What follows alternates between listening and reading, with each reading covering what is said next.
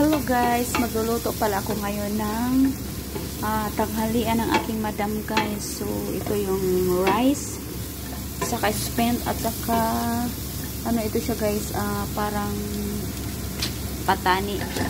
So rice spent. So ilagay ko na tong rice guys. Yan. Inahalo na natin yung kanin at saka yung parang patani siya guys. Beans. Faba beans ang nakasulat dun sa plastic guys.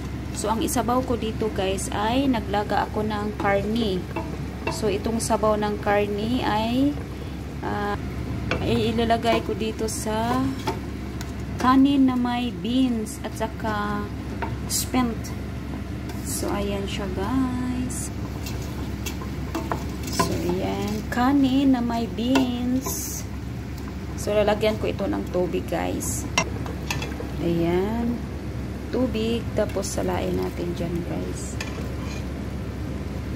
Ayan ang isasabaw ko dito sa kanin. So, ayan, guys. Ang lasa ng ating karni ay mapupunta dito sa ating kanin na may beans. So, ayan siya guys. So, ito ang tinatawag na rice spent. So, ang pagluto natin ito guys, ay parang nagsain tayo ng natural na kanin.